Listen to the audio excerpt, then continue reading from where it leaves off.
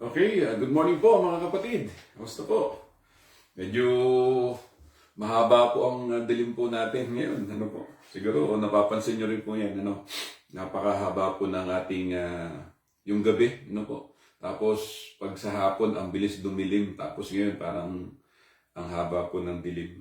Good morning everyone. Today is January 12, 2021, Wednesday. 2022, mga kapatid, Wednesday. Pagpalain po tayo ng Panginoon. Kamusta po kayo? At gising-gising na po tayo. At bago natin gawin yung mga gawain po natin sa buong maghapon po ng Miyerkules, tayo po muna ay mag-ukol po ng pag-aaral at pagbubulay-bulay ng salita ng Diyos sa umaga ito. Good morning po. Happy birthday sa mga may kaarawan sa araw na ito. Happy wedding po. Happy wedding anniversary din po sa nagdiriwang ng kanilang wedding anniversary. Of course, pagpalain po kayo ng Panginoon. At pa-share lamang po itong video po natin, mga kapatid. At para po dun sa ibang mga kakilala po natin. And thank you, Lord. Thank you po once again sa inyo po, sa inyong patuloy na pagsama sa atin dito sa ating daily devotion. And today's episode, pag-usapan po natin ang Psalms 118, no? Na may pamagat na Trust in the Lord's Mercy. Yan po yung ating pag-uusapan sa umagang ito. Ngayon po, visit lang po kayo sa ating YouTube account, Gilbert Abella TV. Ano po, lahat po ng mga nakaraang mga videos po natin, especially sa devotion, andun po lahat. Ano po, meron pang marami pang, kumbaga kinukuha tayo dun sa Facebook channel natin, sa page, mga kapatid. Tapos itinatransfer natin sa YouTube. Kasi sa Facebook channel, sa page, ano po, meron pong binabayaran. Binabayaran ko yung ibubus mo yung post mo para dumami po yung mga ano po. Ibig sabihin, para hindi mawala. Nawawala po pala yung pag hindi mo nabubus yung post. So, ngayon, pag kinilik mo ibubus mo siya, yung post, magbabayad ka. No, magbabayad ka ng dati 1.5, ngayon po ay 700, mga kapatid. So, kaya ang ginawa natin, sa YouTube naman, libre naman, kaya doon natin ini-store up lahat po ng mga videos po natin, mga kapatid. Kaya ito pong video po natin ngayon, doon ko po mamaya ilalagay. Ano po, pagkatapos ng devotion po natin, dilipat po natin para hindi po mawala. Kaya please visit lamang po, tapos please subscribe po doon po sa account natin sa Gilbert Abella TV, na mga kapatid. So, salamat po sa inyong pag-subscribe doon po sa iba na nakasubscribe. Thank you po. Pagpalain po kayo ng Panginoon. At doon po sa hindi pa po, please visit po Gilbert Abella TV. Ano po? Tapos touch nyo lamang po yung red na nakalagay doon, subscribe. Tapos ano nyo lang po yung ring button, ano po, ng all para po sa mga notification ng mga activities po natin or yung mga videos po na ilalagay natin diyan sa YouTube. Okay, good morning po sa inyo. Pagpalain po tayo ng Panginoon. And once again, pag-uusapan po natin itong Psalms 118 po na may pamagat, Trust in the Lord's Mercy. Yan po yung ating tatalakayin sa araw na ito. At yan, sila Sister Delia po ng bayan. Good morning, Pastor, at sa lahat ng mga kapatid kay Kristo Jesus. Good morning po, Sister Nenette Sosa. Good morning po. Yan po sa Biga, Church of Christ, no? At Sister Delia po ng bayan, diyan naman po sa Pantalan, diyan po sa Nasugbu, Church of Christ. Yan. Diyan po ako dati nakadistino nung ako po ay binata pa. Diyan ako dati nakadistino. Good morning po sa inyo po diyan. Sister Delia, subscribe po kayo sa ating Google, sa YouTube. Kapi-kapi po. Sister Evelyn Bernardo, good morning po. Prayers po para kay Joanne, naka-admit siya, Notre Dame. Ganun po ba? Bakit po, Sister Evelyn? Sige po, ipag-pray po natin. Pag-pray po natin. Si Sister Joanne Bernardo, pag-pray po natin, mga kapatid. Good morning po, Brother Ephraim Bumagat. Good morning, watching from Mexico, Pampanga. Oy, mga kapatid po natin dyan sa Mexico Church of Christ. Good morning po sa inyo, Brother Ephraim Bumagat. God bless po at kasama po namin kayo. At ingat-ingat po. yung mga kapatiran po natin, yung mga Dizon dyan, no? Mga Dizon family. Good morning po dyan sa mga kapatid natin dyan. At sa mga iba pang mga kapatiran. Ano po. Sister Malu Bautista Pineda, good morning po. Good morning everyone. God bless. Si Brother Dari Formales. Brother Dari, good morning po. Yan, dyan po sa UK, dyan po sa Plaistow Church of Christ, no? Dyan po sa UK. Good morning po. Opo, Pastor, ang sabi ni Sister Delia. Thank you po. God bless po. Si Brother Ken Otero, good morning, Brad. Good morning, everyone. Good morning po. Sister Minda Tumanan, Pangilinan, good morning po. Sister Minda, ingat po. God bless po at salamat po. At kasama po namin kayo ulit. Si Brother Robert Istabaya Fernandez Sr., good morning po sa inyo. Si Sister Marilyn Mahor, good morning po sa lahat. Ayan, good morning po. Yan, at dumadating na po yung kapatid po natin sa ating daily devotion. Yan, Sister Aurora Macalba. Sister Aurora, good morning po. Diyan po sa UK. Yan, subscribe po kayo sa ating YouTube. Diyan po sa YouTube. Gilbert Abella TV po. Sister Aurora. Yan, ingat po kayo dyan. Nasa USA po sila. Good morning to our brothers and sisters and pastoral and family. Good morning po, Ate Abella Marco. Pagpalang umaga po sa lahat. Ingat po tayo lagi. Prayer for healing for all the sick. Yan, opo, pag-pray po natin ng mga may sakit, may mga karamdaman. Yan, Brother Jerry Danganan. Yan, good morning po, Brother Jerry. Sister Jeanette Pagulong. Sister Elisa Bacod Elisa Santos Bacod. Yan, from COC. Yan po sa Pasig. Yan, Sister Mertud, mapagpalang umaga po, Brother Gilbert at sa mga kapatid kay Kristo. Good morning po, Sister, dyan po sa Valenzuela, yung mga kapatid natin dyan. Brother Manny Valencia, yan, dyan naman po sa Bethany. Yan, Sister Jeanette Pagulong, dyan naman po sa Hong Kong. Yan, mga kapatid natin dyan sa New Testament, Church of Christ. No? Sister Nessie Miranda Sulit, good morning po, Pastor. Yan, nakashare na po, sabi ni Sister Arola. Good morning po. Sister Luz, good morning po. Yan. Pa-share po natin po ito at pagpalain po tayo ng Panginoon. Sige po, tuloy na po tayo sa ating pag-uusapan. Ano po, dito po sa Psalms 118 na may pamaga, Trust in the Lord's Mercy. Magtiwala tayo sa habag ng Diyos, no? Mga kapatid, yan po yung ating tatalakayin sa araw na ito. Okay? So, tayo po muna ay mag-ukol po ng panalangin. Ama naming Diyos na buhay, dakila at makapangyarihan ka sa lahat. Magandang umaga, Panginoon, sa iyo sa oras na ito, sapagkat muli binagon mo ang aming mga lupang katawan.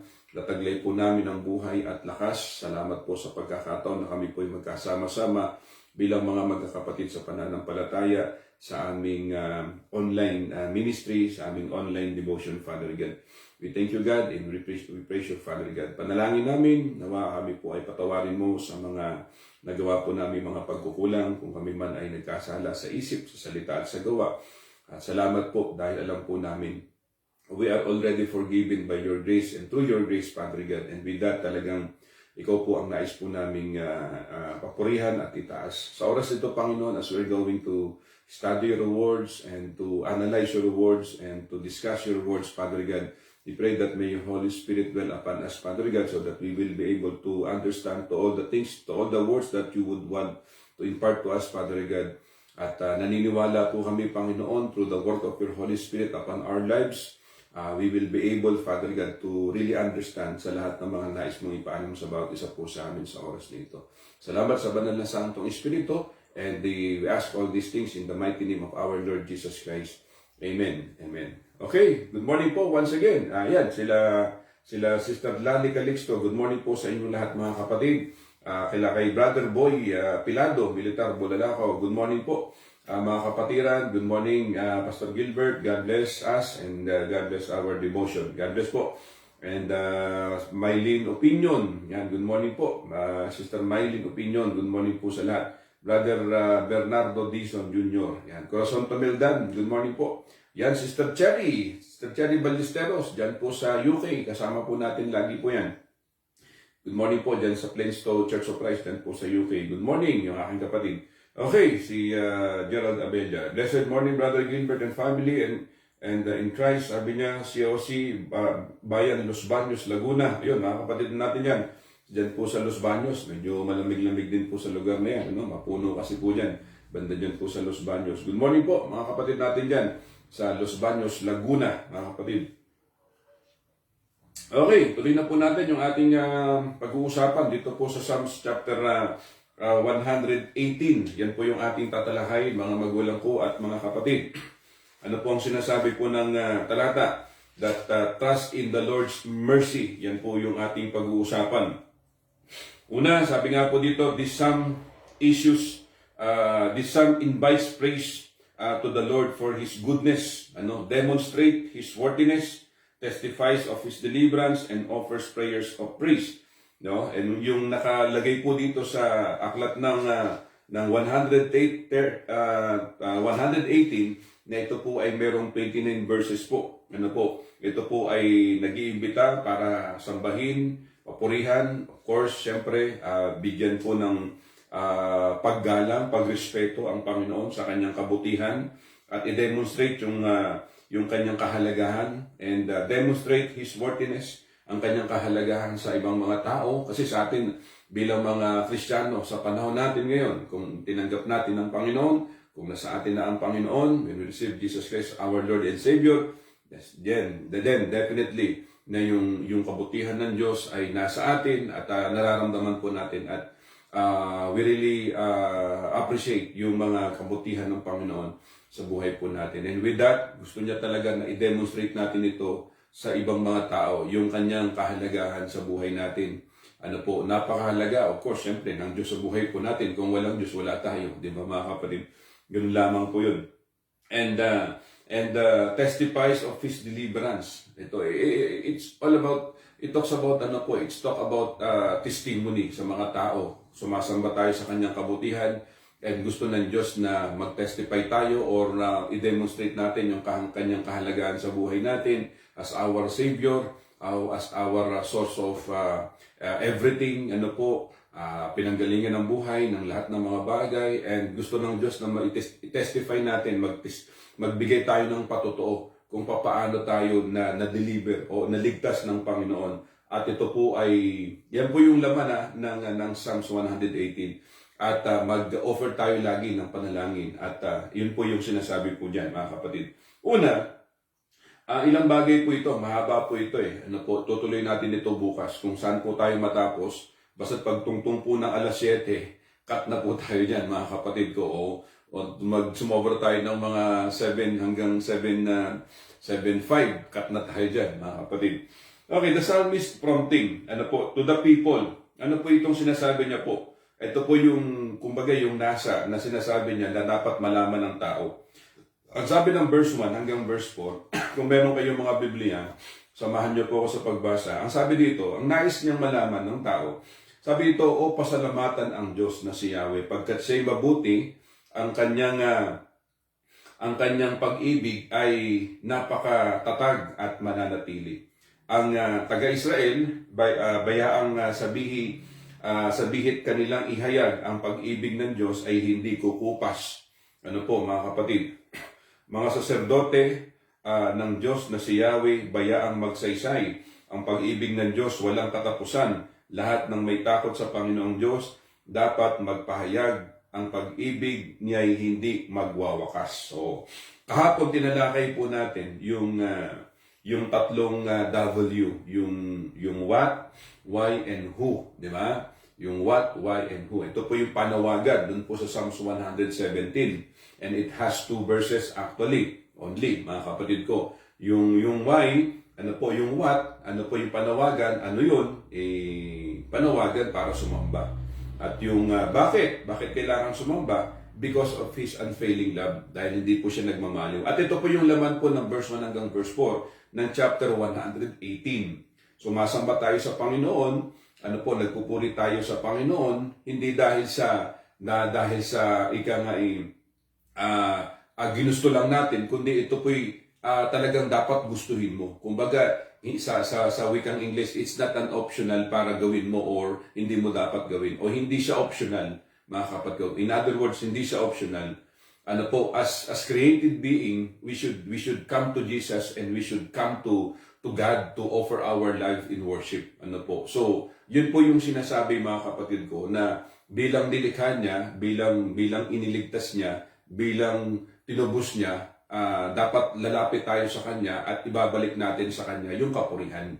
Ayun po. Kaya kung bakit tayo sumasamba? Because of His unfailing love. Walang katapusan, hindi magwawakas. Ano po, walang ending. Kumbaga, yung kanyang pag-ibig, that is an ending love. Di ba mga kapatid ko? Unfailing love. Walang haggan. Ano po mga kapatid? Kaya, sabi dito, to the people, He urged the congregation to praise God by repeating His faithful love endures forever. Di ba? Ang sabi po ng verse, doon po sa verse 4, lahat ng may takot sa Panginoong Diyos dapat magpahayag ang pag-ibig niya hindi magwawakas. His faithful love endures forever. Ang sabi po ng verse 4, di ba? Sabi po sa NIV version, let those who fear the Lord now say, His mercy endures forever, mga kapatid. Kaya nga, dito makikita natin yung ating title, Trust in the Lord's Mercy, mga kapatid. So, balikan po natin po ito. Kaya nga, ang payo sa atin, ang panawagan po sa bawat isa po sa atin, tayo po ay dapat paulit-ulit natin ginagawa. No? Yung pagdalo sa gawain, hindi lamang po isang beses mo gagawin, kundi meron pong certain day, certain time, for you to come to the chapel, to praise the Lord, to praise and worship the Lord, along with the brothers and sisters, kasama ng mga mananampalataya na tayo sasamba sa Panginoon, para pakita sa Panginoon, just to show that we are His children and tayo po ay nagagalak para tayo po ay patuloy na magpuri at patuloy na sumamba sa Kanya. Yan po yung nilalaman po niyan. Kaya that's why He urged the congregation to praise God by repeating His faithful love endures forever. Araw-araw po, dapat lagi nating isaisip, dapat lagi nating isapuso. Na ang Diyos ay hindi po nagbabago at hindi po siya nagmamaliw at patuloy na yung kanyang habag ay patuloy na ipinaparamdam sa bawat isa po sa atin. So, ganun mga kapatid. May mga tao po, di ba, magkaminsan ang paglilingkod parang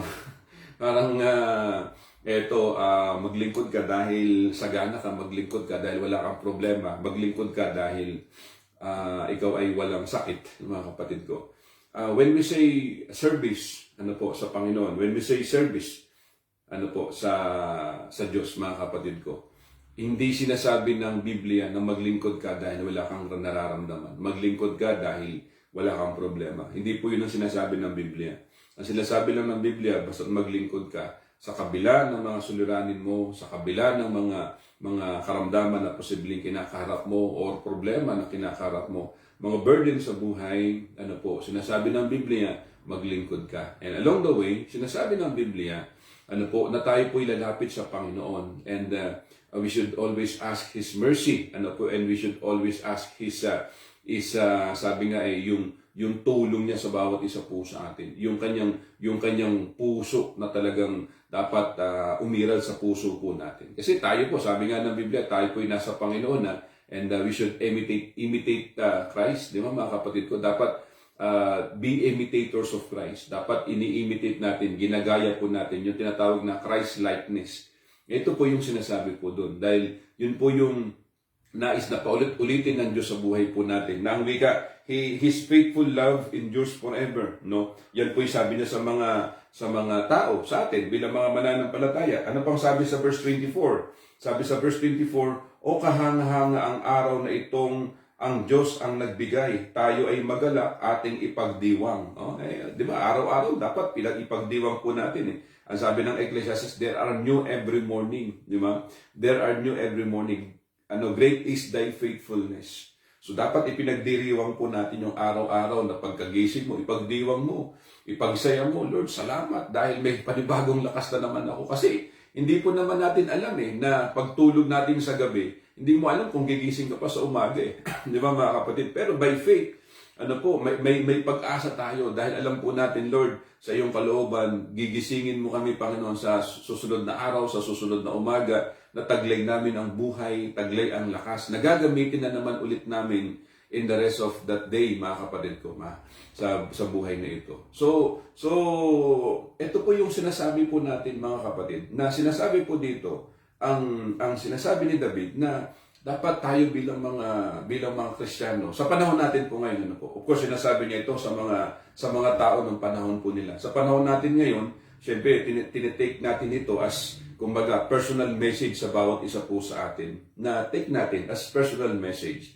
Ano po, na dapat liwanagin, patuloy na limiin, ano po, at patuloy na sariwain, ano po, sa buhay po natin, personally, yung kabutihan ng Diyos. Yung araw-araw, pagdiwang mo, di ba? Sabi po ng verse 24, napakaliwanag eh. Ano po, sabi dito, o kahanga-hanga ang araw na itong ang Diyos ang nagbigay. Tayo ay magalak, ating ipagdiwang. Ano ipagdidiwang natin? Ipinagdiriwang po natin yung kabutihan ng Diyos, yung biyaya ng Diyos, yung kapangyarihan ng Diyos, ano po, yung habag ng Diyos. Pinagdiriwang po natin. Because, isipin mo, hindi ka naman perfecto, hindi naman ako perfecto. Bakit?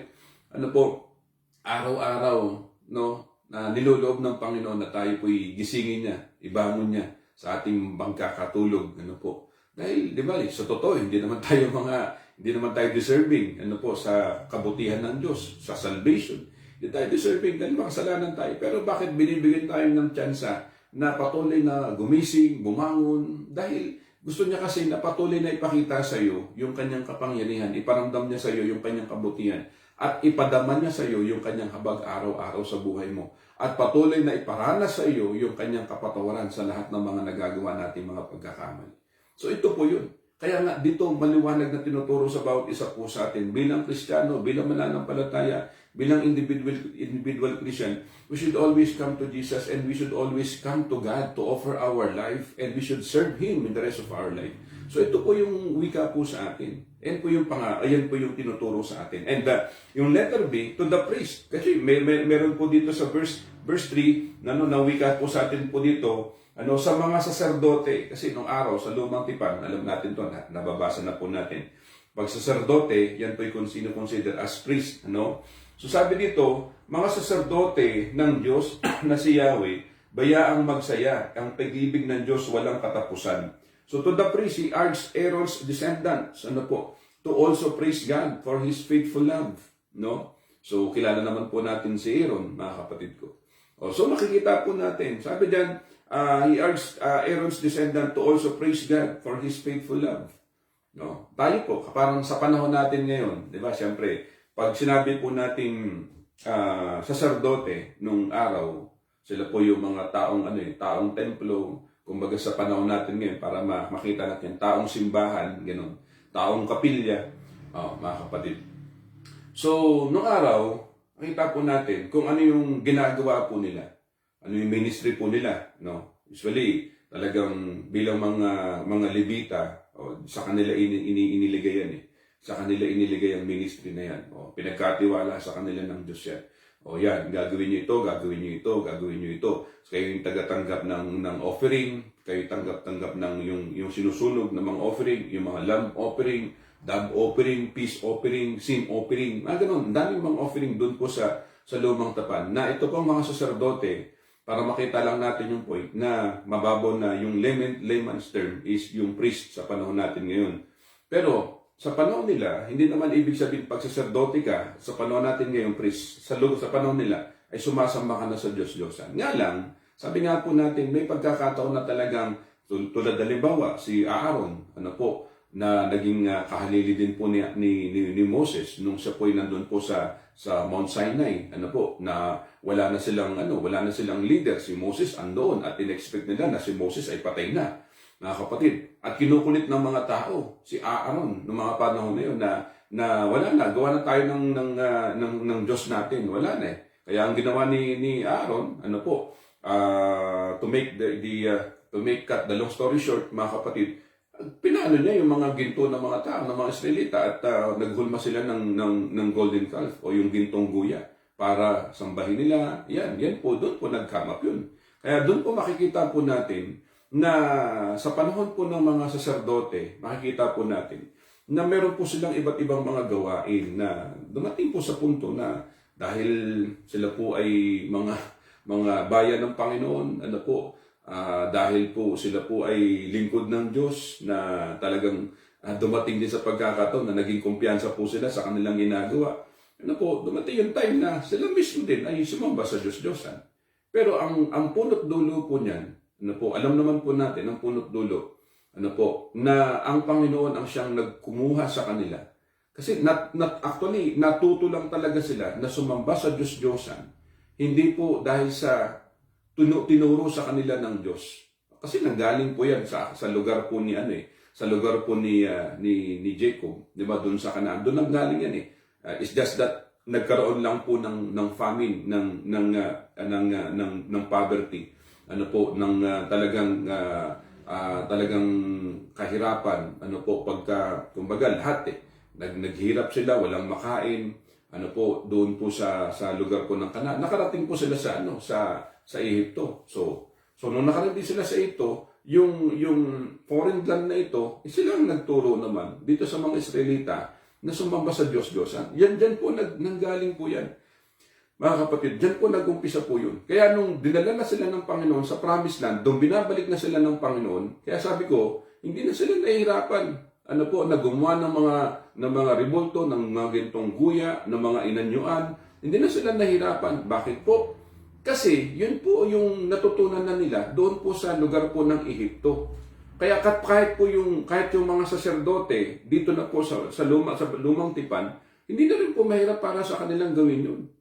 Mga kapatid. Kaya kung babalikan natin dito po sa verse 3, to the priest, doon po sa mga saserdote, hayaang magpuri. Sabi ng Biblia sabi dito, mga saserdote ng Diyos na si Yahweh, bayaang magsaysay ang pag-ibig ng Diyos, walang katapatan. Mga kapatid ko? Ano sinasabi dito? Bayaang magsaysay ang pag-ibig ng Diyos, walang katapusan. Walang katapusan ang pag-ibig ng Panginoon. So, maliwanag. He urged Aaron's descendants to also praise God for His faithful love. Sa panahon natin ngayon, kami bilang mga tagapangaral, kumbaga sa panahon natin ngayon, siyempre salin-salin po yan, mga saserdote, yan. Kami po, bilang mga tagapangaral, sa loob ng kapilya, of course, sa iglesia, mga kapatid, hindi naman ibig sabihin, dami ng ng mga tagapangaral natin, sila sigurado, automatic yan. Lagi silang sumasamba, lagi silang nagsasaya, lagi silang nagpupuri. Tama po yun. But on the other hand, may mga kalungkutan din po ang mga lingkod ng Diyos. Nagets natin yung point. May mga kalungkutan din po yung mga lingkod ng Diyos, may mga pinagdaraanan din, may mga iba't ibang mga suliranin din, nakakaramdam din ng karamdaman, mga kapatid. So marami pang mga iba. Kung paanong nararamdaman ng mga miyembro ng ibang mga Kristiyano, kung anong nararamdaman nila, nararamdaman din namin bilang mga lingkod ng Panginoon. Kaya yung sinasabi na, hindi, okay lang, lingkod ng Panginoon yan. So ibig sabihin, automatic sa kanya na manalangin, automatic sa kanya na magpuri, automatic sa kanya magpasalamat. Kasi tinuturo Tama po yun. Sabi ko nga, sa kabilang dako, sa kabilang banda, kagaya ng mga simpleng mga miyembro po natin sa iglesia, meron din po tayo ang mga tagapangaral natin, may mga nararamdaman din yan. Simpleng hindi lamang po sa atin lumalapit, hindi lang dumadaing sa atin. Kaya nga kasi dahil living by faith di ba? Hindi lang dumadaing sa atin dahil nahihiya yung mga tagapangaral natin.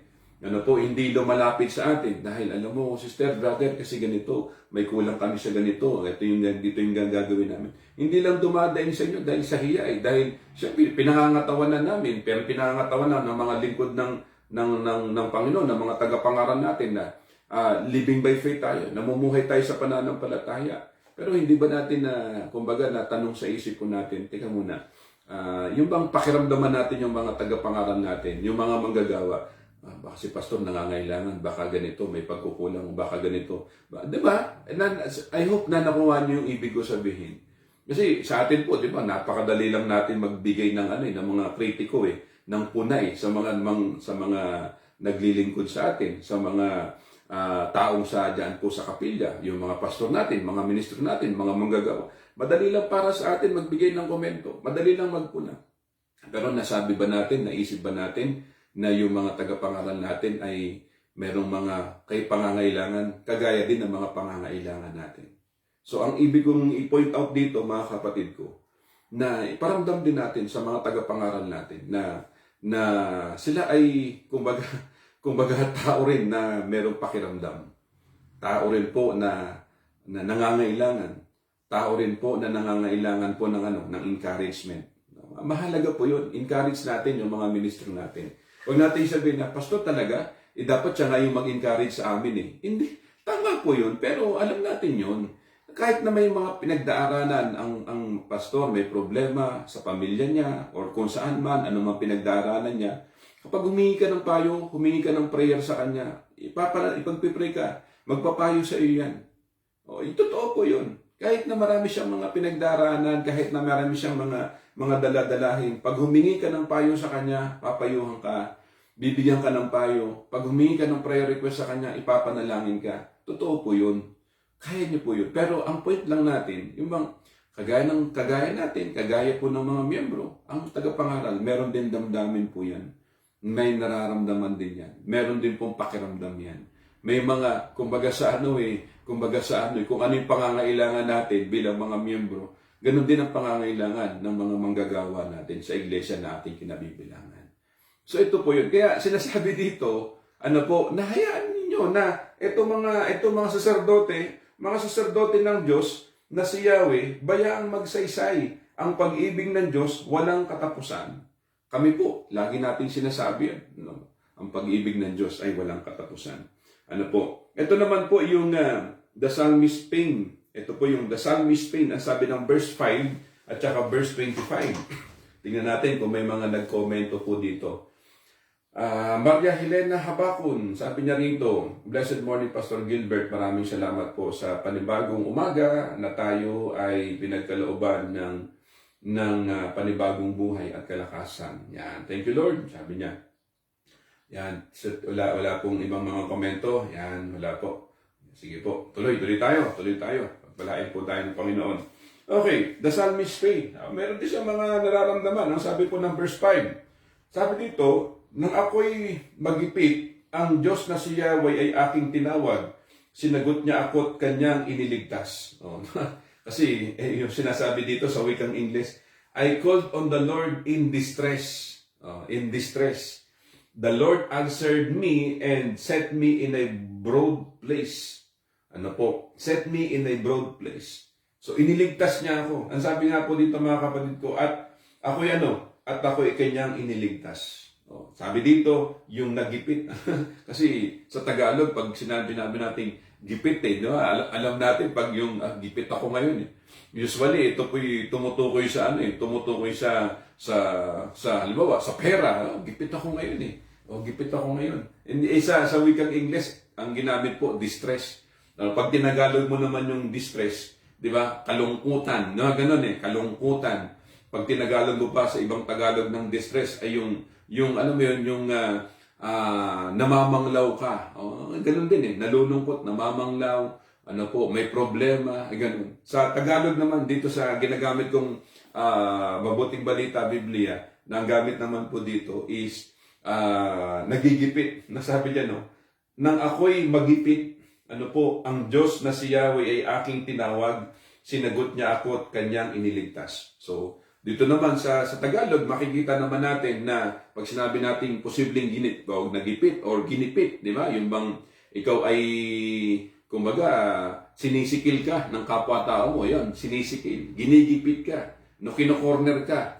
Yan po, nagkama po yan dahil, of course, sa mga previous na discussion po natin, dahil maraming mga taong against sa kanya, especially ang kapwa niya mga Israelita, especially ang mga taong nakakakilala sa kanya, especially yung mga taong against sa kanya na ayaw siyang umupo bilang hari ng Israel. Yan, nagigipit siya, ganun sinisikil siya ng mga kapatid ko. Talagang pinagwiwikaan siya ng hindi magaganda at pinaparatangan siya ng mga bagay na mga salitang mga hindi maganda. Ito yung paninira, di ba mga kapatid? Yan, ginigipit siya. Kaya ang Panginoon, tinatawagan niya na ang wika dito sa atin, dinawag niya ang Panginoon, sinagot niya at ako at kanyang iniligtas. Ito yung sinasabi po dito. Mga kapatid, sabi dito, katulad po yung kasabihan ng pag nagigipit sa kapit sa patalim. Di ba? May mga ganun. Pag nagigipit saka sa patalim kumakapit. Mga ganun mga kapatid. Ay, mga kasabihan po ng mga matatanda po yan. Kapag nagigipit tayo, kapit tayo sa patalim, mga kapatid. Okay, so yun po yun. Yan po yung nararanasan po dito ni David. Ang sabi po sa verse 25, no? Kami ay iligtas, tubusin mo, Yahweh, kami ay iligtas, at pagtagumpayin sa layunit hangad. Yun naman po ang natin. Yun naman po ang buhay po natin. In great distress, he cries to the Lord. To save him and give him success. Sa atin, ganun din. In our great distress as well, tayo po ay lumalapit sa Panginoon at binibigyan niya tayo ng pagtatagumpay. Yun ang sabi po ng talata. Binibigyan niya tayo ng pagtatagumpay dahil alam po natin, siya po ay hindi po nagbabago sa bawat isa. Sa atin, bilang mga Kristiyano, dumating po ba sa buhay po natin na tayo po ay tila baga parang, di ba? Parang failure tayo sa buhay natin. Para bagang tayo po ay walang nangyayari sa buhay natin. Parang lagi tayong talunan. Parang gawa tayo ng gawa, pero parang yung gawa natin walang napupuntahan. Para bagang yung nagigib ka ng tubig, nag-iipon ka ng tubig, tapos yung tubig sinasalin mo sa lababo, sinasalin mo sa inodoro, sa nag-aagahan, or sumasalin mo doon sa drum na butas. Ang ibig kong sabihin, wala gawa ka ng gawa, pero wala at wala, ganun at ganun pa rin. Wala ba yung bang parang wala kang naiipon, parang ganun lang, daloy lang, nag-flow lang, kung ano yung ganun lang. Sa bilang mga tagapangaral, di ba? Sa inyo po, mga tagapangaral natin, ganun Pangaral tayo ng pangaral, share tayo ng share, mga kapatid. Ang lagi naming panalangin sa bawat isa, yung sinishare, yung binabahagi, dapat napupunta yan sa hindi po pasok dito, hindi labas dito. Yun po yung ibig natin sabihin. Pagpasok dito, labas dito. Dapat diretso sa puso at diretso sa pamumuhay. Yung bang, salamat Lord dahil itong si kapatid lumalago siya sa kaalaman, lumalago siya Panginoon sa iyo at namumuhay siya ayon sa iyong kalooban. Salamat po dahil itong si brother, itong si sister, Lord, talagang binago mo, Panginoon. At talagang nakita namin sa kanya yung mga naririnig niyang salita. At ganoon din sa atin, mga kapatid. Ito po yun. Kaya si David, nakita po natin yung psalmista, dito po sa Psalms 118, of course dito sa book of Psalms, nakita po natin na in great distress, he cries out to the Lord to save him and give him success. Sa atin, sabi natin lagi, paulit-ulit natin, we cannot please everyone. We cannot please everybody. Hindi natin kayang bigyan po ng kaluguran ang bawat isa. Hindi natin mapiplease ang bawat isa. Meron at meron silang mapipintas sa atin. At ganoon din tayo sa iba. Meron at meron tayong mapipintas. Yan ang ibig lang sabihin na tayo po bilang mga Kristiyano, magpatuloy.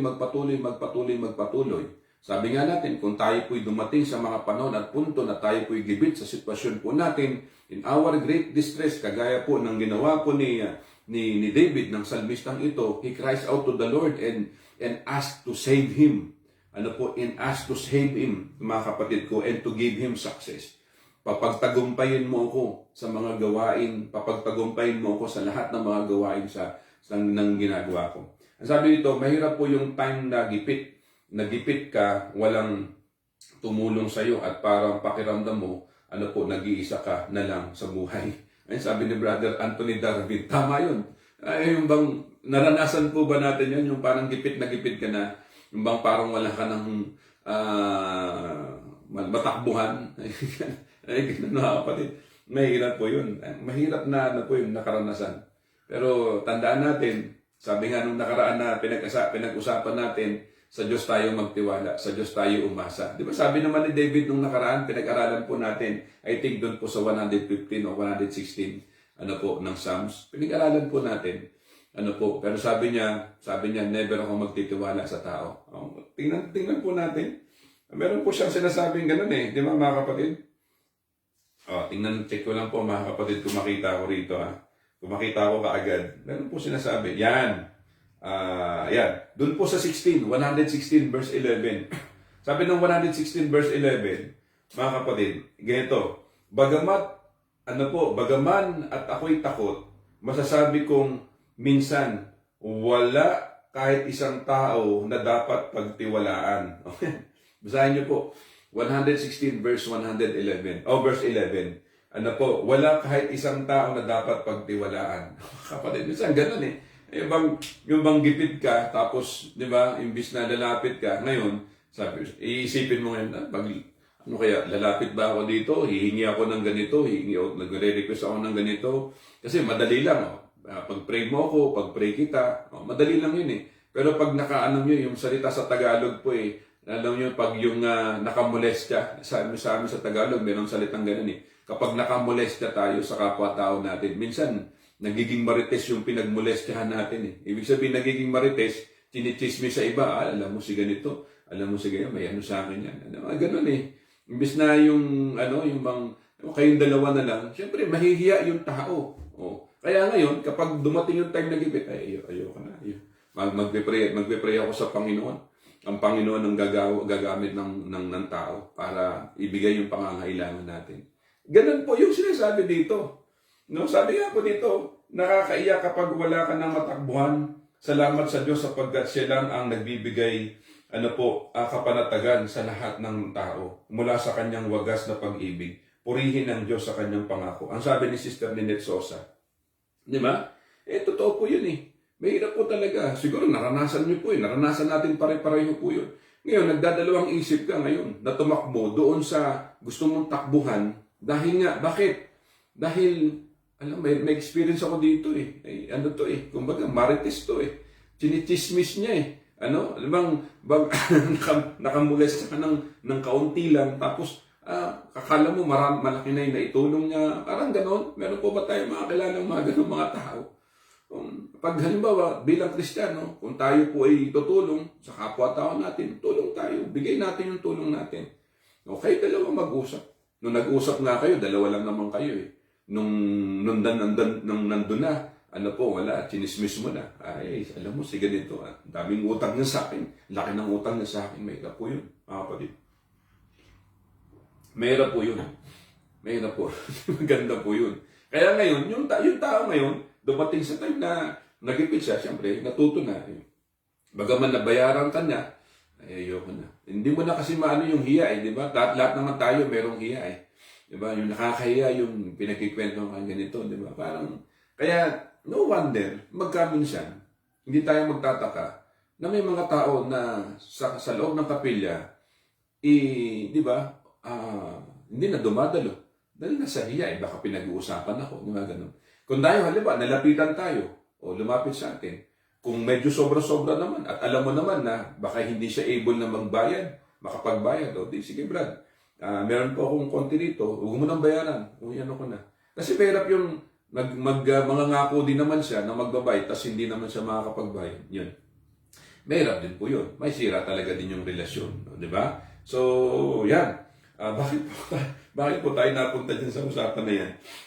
Kasi doon sa naramdaman po ni David. Si David, wala naman po siyang utang, kasi mayaman si David, hari nga siya. Ang pinopoint lang natin dito, in his great distress, he asked the Lord to help him. He always come to God and to ask God's presence and God's guidance and God's protection upon David's life, mga kapatid ko, and para maging matagumpay siya. Yun lang po yung sinasabi natin dito, mga kapatid. In great distress, he cries to the Lord to save him and give him success, mga kapatid. Pangatlo, the psalmist's peace. Ito po yung kapayapaan na natamo niya, mga kapatid. Doon po sa verse 6 hanggang 9. Sabi dito, kung itong si Yahweh ang aking kasama at laging kapiling, walang pagkatakot na sa aking darating. Si Yahweh ang siyang sa akin tumutulong laban sa kaaway, malulupig silang aking mamamasdan, mabuting dihamak na doon ay kay Yahweh magtiwala ako kaysa panaligan niyaong mga tao. Kita nyo biblical po ito. Ito, sinabi ng Biblia sa verse 8. Sabi niya, mabuting dihamak na doon kay Yahweh magtiwala ako, mga kapatid, kaysa panaligan yaong mga tao. Oh, sino daw po yung dapat pagtiwalaan? Walang iba kundi yung Panginoon, kundi yung Diyos. The psalmist speaks, knowing God is with him, he is not afraid. Ang sabi po ng verse 6, mga kapatid, sabi diyan, kung itong si Yahweh ang aking kasama, at laging kapiling, walang pagkatakot sa aking darating. Oh, so walang pagkatakot. If God is with us, who shall be against us? Diba? Sabi po ng Romans chapter 8, kung ang Diyos ay kasama natin, sino pang lalaban sa atin? Ito yung sinasabi po dito. Meron tayong kapayapaan with the Lord, with God, with God's presence, mga kapatid. Sa presensya ng Panginoon, meron tayong kapayapaan. Hindi tayo dapat mangamba, hindi dapat tayo matakot dahil tayo po ay nasa Panginoon. Minsan, sabi dito ni Brother Darwin, minsan pag sa tao ka lumapit, pinawawalan ka kahit mayroon sila. Pinawawalan ka kahit mayroon sila. Ang dami mga hugot natin dito, ganun talaga ganun ang buhay natin. Hindi natin maalis po yan. Ganun talaga, mga kapatid. Actually, ito mga kapatid ko, dito lang po, sa Asia, yan uso-uso po yung mga hiraman. Sabi po ng may nabasa po kasi ako, sa ibang mga bansa, hindi daw pala uso-uso yung mga utang-utang na yung mga utang-utang, hindi daw pala uso yan yung mga hiram-hiram na ganyan. Sa ibang bansa, mga kapatid, may nabasa lang po ako, ewan ko kung may nabasa lang po akong nabasa lang po akong article na ganyan. Sa ibang mga bansa, hindi uso sa kanila yung mga utang-utang, mga kapatid. Yun. Sa atin daw, sa Asia, particular dito sa atin, sa bansang Pilipinas, usong-uso yung mga pautang nga, ganyan. Ganun. Ewan ko gano'n katotoo kasi nabasa ko lang naman yung article na yun. Ganun. Kasi siguro dahil mayaman yung mga ibang mga bansa, siguro kaya hindi nila kailangan mangutang or manghiram o makamolesta sa kapwa. Ganun, mga kapatid. Yan. So, nakakalungkot, mga kapatid. Kaya tayo po, bilang isa sa magandang, kumbaga, kultura natin, nakaugalian po natin. Alam mo yung tinatawag na yung bayanihan sa bayan ni Juan. Ganun po yun Doon nag-umpisa yun Bayanihan sa bayan ni Juan. Sa atin po. Pag may mga tao, halimbawa kapatid natin, nangangailangan, kung meron tayo, binibigay natin. Bayanihan tulungan Ganun, yun po yung magandang ugali ng mga Pilipino. Very accommodating tayo. Di ba? Pag may mga pumunta sa atin, sa bahay natin, kahit na hindi mo ina-expect, may pumuntang bisita, nag-o-offer pa tayo na kain kayo, di ba? Pinangungutang pa natin para ganun tayo mga Pilipino. Yan po yung wala sa ibang bansa, sa ibang mga lahi. Ganun tayo mga Pilipino. Sa totoo, mababait ang tayo mga Pilipino. Mababait po talaga tayo. Magagalang po tayo. Yan po yung katangian po natin na wala sa iba. I'm not saying na hindi sila magalang, hindi sila marespeto. Hindi ko sila sabi yun. Ang ibig ko lang sabihin, yan po yung, kumbaga dapat na patuloy nating i-treasure. Yung alam mo yun, yung bayanihan sa bayan ni Juan. Sa atin po, di ba? Tulungan tayo. Kung meron, di sige, tulong. Kung meron na ilalabas, sige. Ganun tayo. Sa ibang mga bansa, halimbawa, bumisita ka sa bahay nila, tapos hindi ka naman ina-expect na bibisita ka doon, ay baka hindi ka pa kausapin. Magantay ka kasi meron siyang ginagawa Ganun po yun Kung meron siyang ginagawa, tapos hindi ka naman in-expect na darating, pumunta ka, magantay ka. Hayaan mong tapusin niya yung ginagawa niya. Sa atin, kahit na may ginagawa ka, busy ka, tapos meron kang hindi inaasahan na darating, minsan, di ba? Yung ginagawa natin, sinasangtabi muna natin. Hinihinto natin dahil para entertainin mo yung bumisita sa'yo na hindi mo ina-expect na pupunta sa iyo. Ganun po ganun po tayo, yung mga Pilipino mga kapatid. Pero ganun pa man, meron tayong kapayapaan dahil sa Panginoon. Dahil ang Panginoon, kahit saan tayo magpunta, ano man ang gawin natin, if God is always with us, and when we allow Jesus Christ, to be with us along the way, sabi nga natin, you don't need to be afraid. Wala kang dapat ikatakot. Hindi ka dapat Hindi mo kailangan matakot dahil ang Diyos ay nasa iyo na. If God is for us, who shall be against us? Hindi tayo dapat mangamba. Kapatid, ano ba yung mga pinagdaraanan natin sa buhay natin ngayon? Ikaw po, huwag ka mangamba. Minsan ang tao po, magkaminsan, pinapahamak tayo ng kapwa-tao natin. Totoo po yun. Hindi natin idinidanay po yun. Ganun ang tao eh. Ang tao ang marupok, nagbabago isip. Ganun po ang tao. Hindi natin dinidanay po yun, mga kapatid. Pero kapag nasa Panginoon ka, wala kang dapat ipangamba. Dahil alam mo na hindi ka bababayan, nasa mabuting kamay ka. Dahil sa Panginoon ka. Ito po yun, meron tayong kapayapaan. Knowing God is with him, he is not afraid. Hindi siya natatakot dahil alam niya ang Diyos ang kasama niya.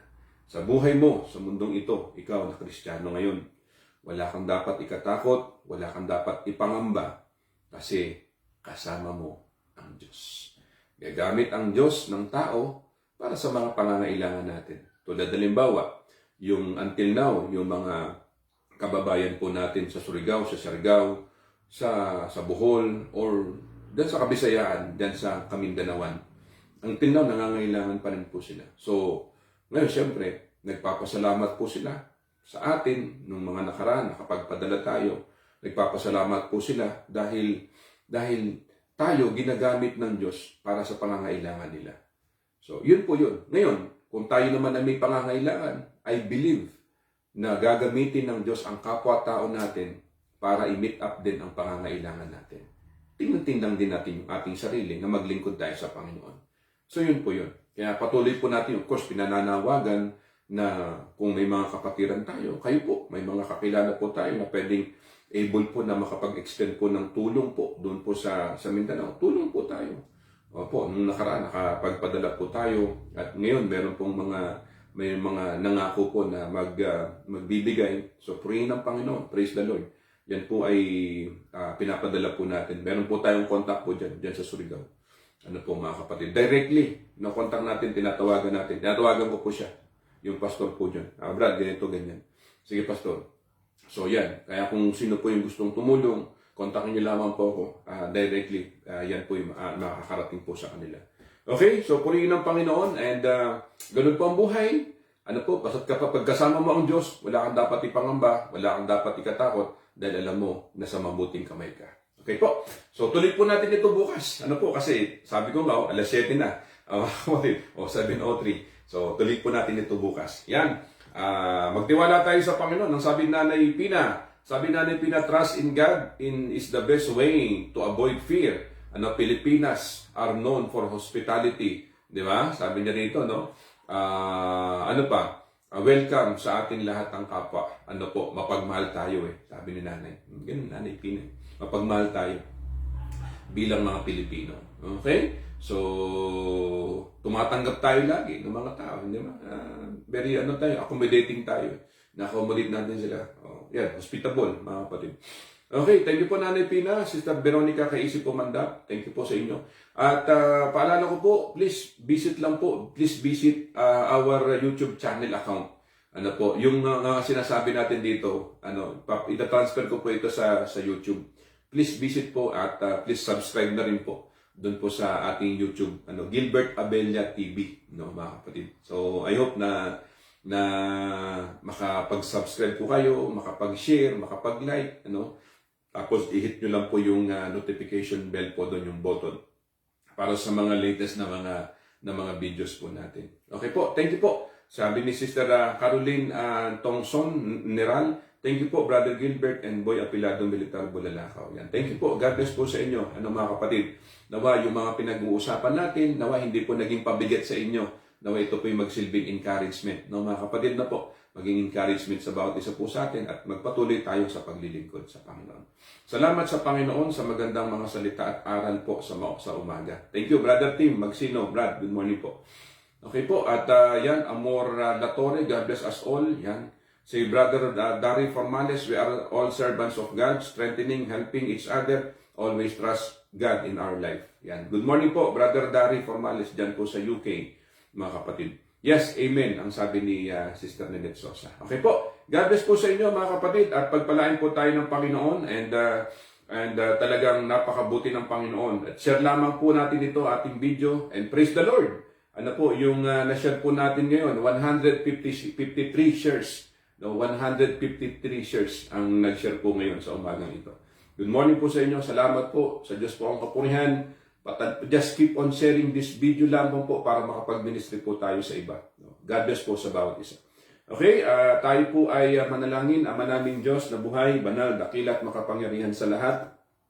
Kami po ay nagpapasalamat sa umagang ito na kami po ay binigyan mo ng sapat na lakas at buhay para gamitin po namin in the rest of the day. We thank you, God. We praise you, Father God, for the blessings that we're always to receive and we're always about to receive, Father God. We thank you, Lord.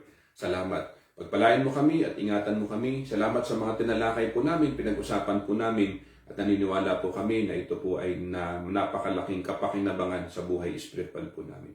Salamat o Diyos, patuloy na pagalingin mo ang may mga karamdaman, patuloy na palakasin mo ang mga nanlulupaypay, patuloy na ikaw po ang tumulong sa mga nanghihina at ikaw po ang tumulong sa mga nabibigatang luba sa kanilang mga pasanin sa buhay. Salamat dahil sa iyo, Panginoon, tunay na nararanasan po namin ang ganap at totoo na kapayapaan. Sapagkat ikaw po ang Diyos ng kapayapaan, ikaw po ang Diyos na makapangyarihan, ikaw po ang Diyos na mahabagin. Lord, hindi mo kami pinababayaan na manghina at hindi mo kami pinababayaan na mawalan ng kasama. Kaya salamat po dahil ikaw po ang lagi po namin kasama sa araw-araw. Salamat, tinatas ka po namin sa umagang ito. At pagpalain mo ang bawat isa, ang mga nanonood, ang mga nakikinig, pagpalain mo sila sa kanilang mga buhay. Lord, nawa tanggapin nila patuloy ang biyaya na nagmumula sa iyo. I declare for the blessings upon their lives, Father God, coming from you. Thank you, Lord. Thank you, Lord, for your presence. Ang lahat ng ito ay aming sama-samang panalangin. Taglay ang papuri at pasalamat sa pangalan po ng aming Panginoong Jesus. Amen. Amen. Muli mga kapatid, pagpalain po tayo ng Panginoon. Keep safe, keep healthy. God bless everyone. See you again tomorrow.